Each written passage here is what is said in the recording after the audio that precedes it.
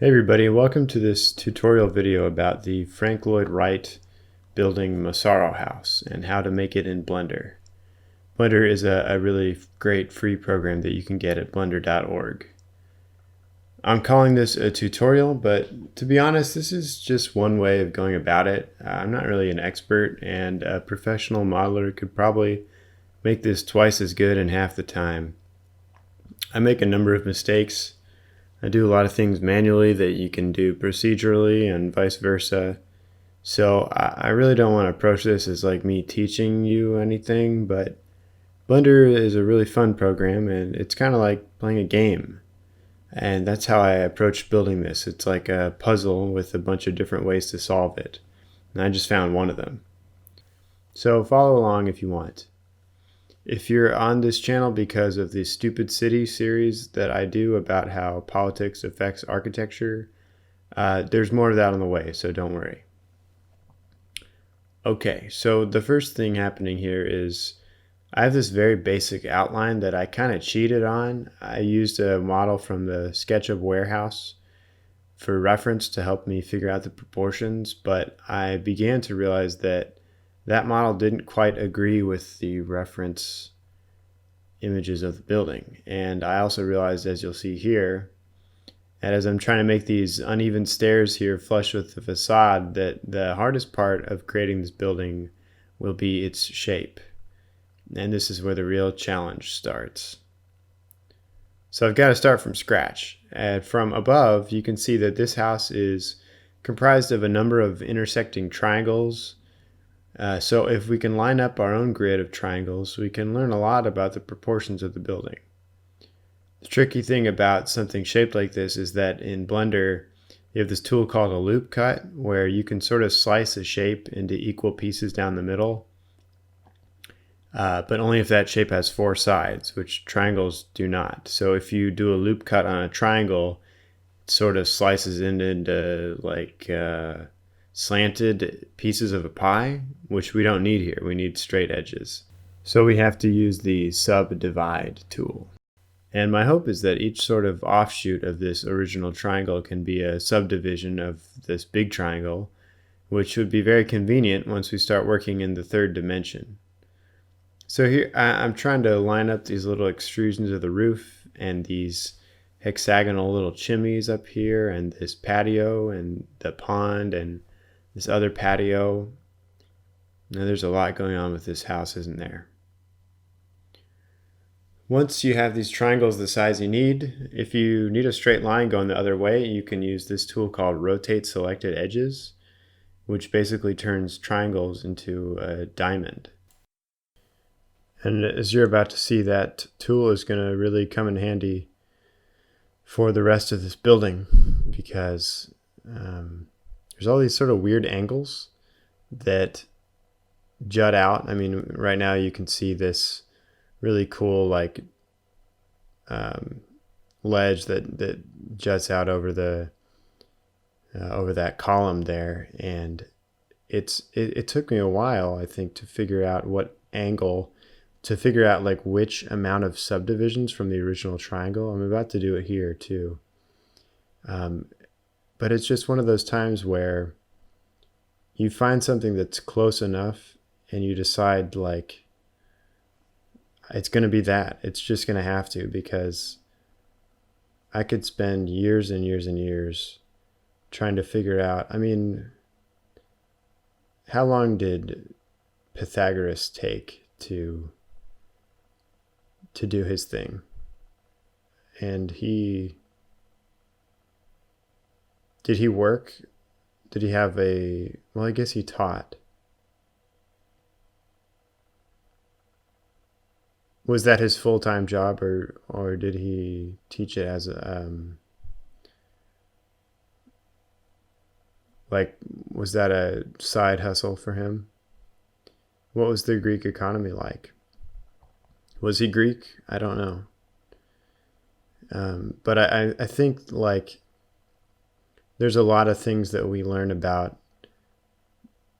So like I know that each of these triangles, if their sides are equal, right, they have 60-degree angles, right? Each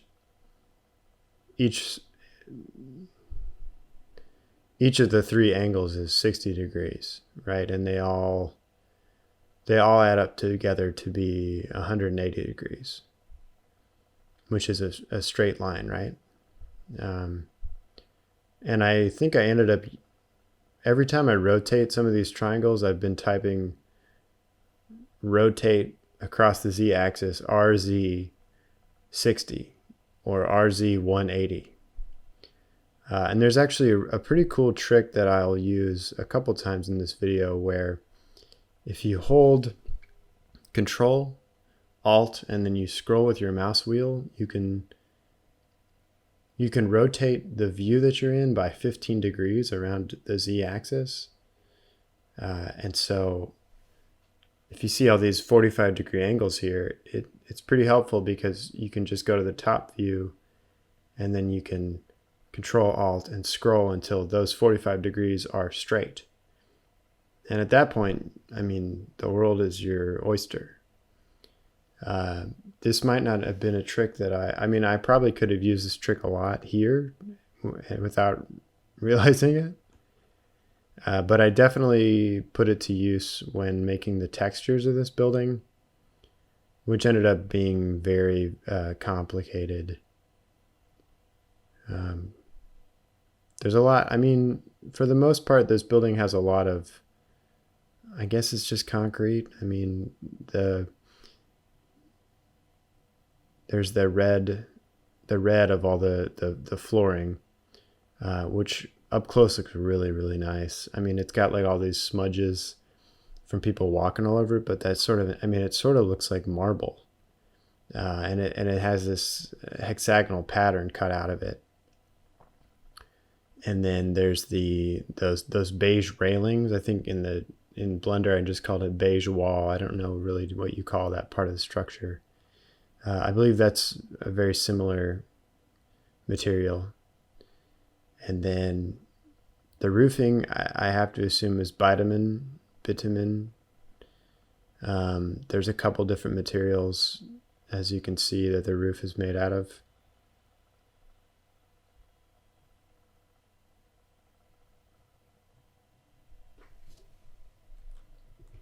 I watch a lot of sort of craft tutorial type videos. I like to watch people painting tabletop miniatures. I don't even play those games, but I find it fun to just see people putting care into their craft, especially when, helps you get inspired to do your own stuff, ignites your imagination, that kind of thing. Next step is I spent way too much time trying to figure out what's going on with this big triangular balcony, because the lower edge of it slopes outward like a cliff. So I'm sort of wrapping my head around which edges you have to drag down to make it slope out correctly. It's weird. This is the first time that I've recorded myself using Blender, for the purpose of showing other people, and I experienced a sort of nervousness the whole time I was working. Even though there was nobody else around. I think just the idea of knowing that somebody would be scrutinizing it later kind of put me on edge a little bit. And now that I know that, it's definitely something to think of as like a skill to improve on for future videos. Moving on to this patio here, it's clear that the reference image is not quite flush with the model because of the perspective of the camera that took it. The building in the photo is slanted a little bit. So here's where we get to make some decisions, like I think that the patio starts here and the pond starts here. Which brings me to a little bit about this building in real life. This is in upstate New York, a little ways north of New York City. In the 1950s, Frank Lloyd Wright started designing this building on commission, but the commissioner ran out of funding. So the only part that came to life was this little guest house off to the side. So for about 40 years, this guest house, I believe, was the only thing on the island aside from the woods and there are big rock formations on the site of the house, which you're about to see. In the 1990s, a sheet metal business owner named Joseph Massaro purchased the island and hired a Frank Lloyd Wright historian called Thomas Hines to help him draft some plans on the computer. They had a handful of sketches to go off of, and they tried to go to the Frank Lloyd Wright Foundation to supervise construction, but instead the foundation ended up suing them. And isn't it interesting that you're allowed to own an entire island? You know, a lot of the reference images that I've been using have been on the real estate listing. I guess the guy who owns this entire island now is he's trying to sell it, and I think he's been trying to sell it for a while. Like, he's having trouble having someone take it off his hands. I think he's selling it for like $12 million. I don't have that kind of money, but I really like the way this building looks. And I've been looking at it a lot for the last couple weeks. So I do have I'm going to ask you at the end of the video to support my Patreon with a $1 pledge. But if you have like, I don't know, it sounds silly, but if you have like $12 million if you really like this video and you really like my other videos, maybe we could go in on this island together. We don't have to live there together, but we can check it out. So after Massaro got sued by the Frank Lloyd Wright Foundation, he was on his own to build the house.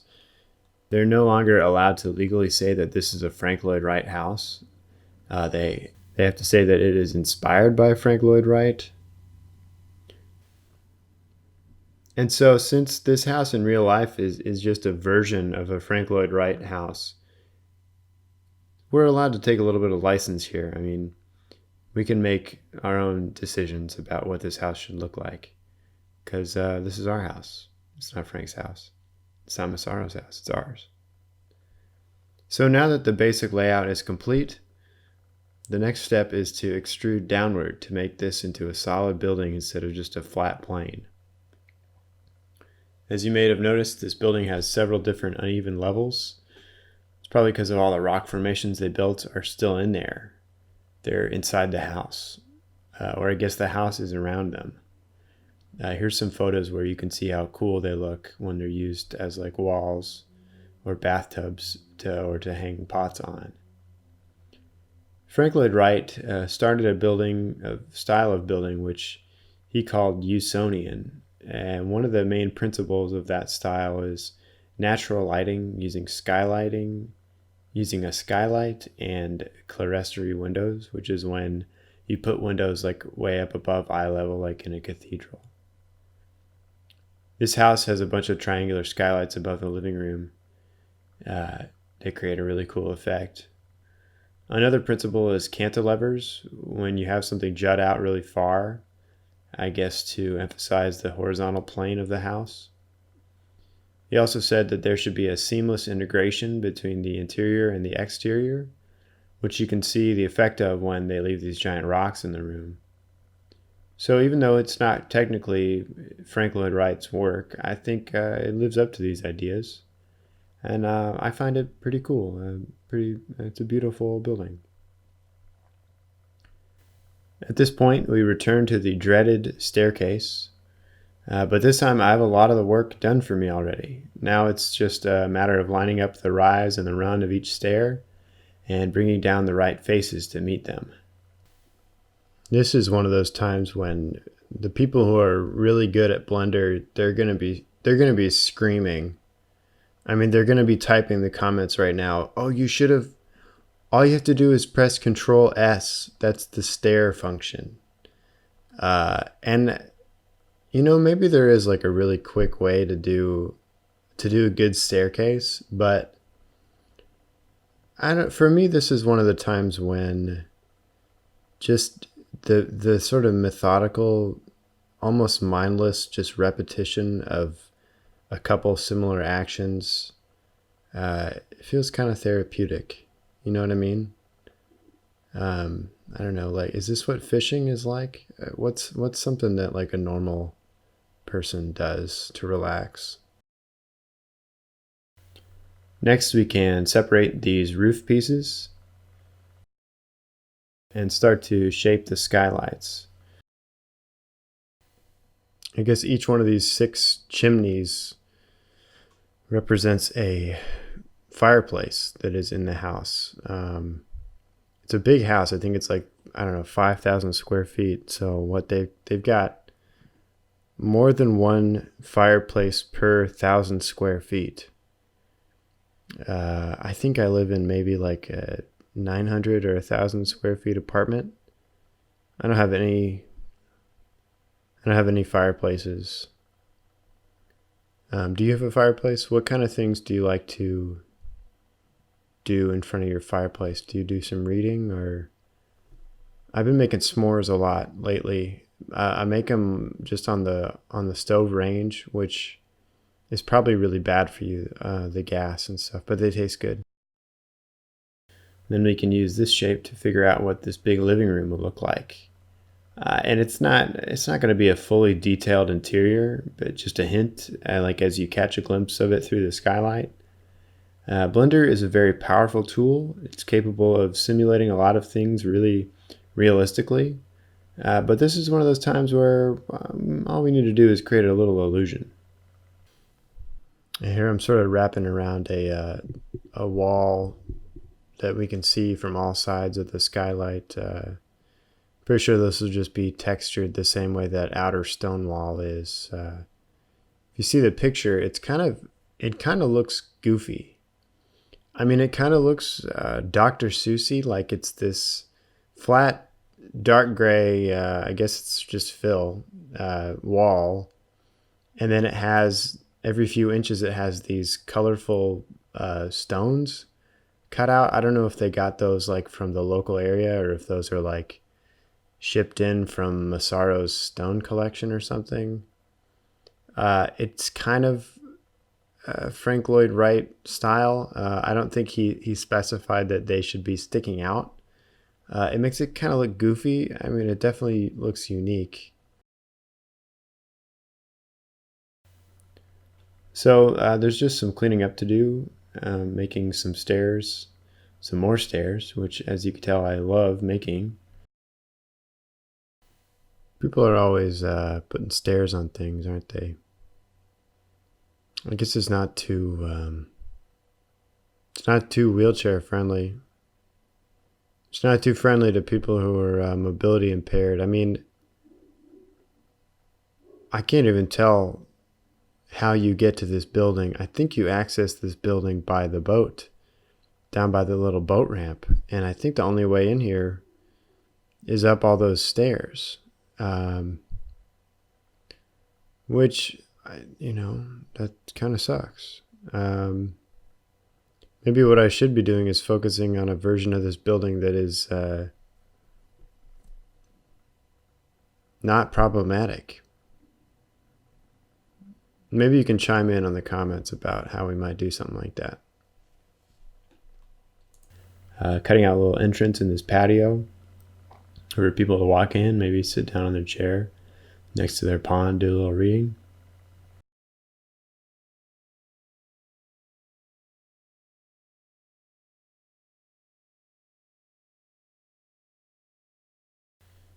Here you're seeing a kind of optimized version of the model that I was toying around with. The ultimate plan is to import this to use in a video game engine. And the less of these tiny little triangles we have, the more the computer is going to not get angry for having so much demand on its performance. So at first it was about 20,000 triangles. I think I got it down to around 5,000. So I've blocked out the basic colors of each material of the building, and I'm just checking some of the topology here. I get hung up fiddling with this outcropping of the roof, trying to slice it in half, and then sort of trying to even out the lines on the upper level of the back here. A lot of the time I think about like a bubble of air underneath a carpet, Like if you try to punch it down, it pops up somewhere else. Do you know what I'm talking about? I think about that a lot when I do these models, because whenever you make like a loop cut or do some sort of cool move on a complex thing like this, it can have unintended consequences elsewhere in the model. That's why a good thing to remember is that you can use the Y key with a bunch of faces selected to split them off from the rest of the model. And you can use the P key to separate that into its own unit if you need to. And you can copy an object and send it to a different layer. I find myself doing that a lot to save drafts along the way for when I inevitably screw something up beyond repair. I'm just trying to get an idea of how everything needs to be shaped for when we paint some materials on this, which is when it will really start to come to life. But until then, we've got a model that I think turned out pretty well, and I learned a lot about math and triangles and Frank Lloyd Wright. So if you enjoyed this, stay tuned for part 2 sometime in the future, where we take a look at texturing this model and making the glass all shiny and the roof all weathered and stuff like that. You can support this kind of work by going to my Patreon. So just pledging $1 is a great way to show support, and you get access to a bunch of bonus videos and interviews with some really cool people about some really cool stuff. All right, thanks for watching.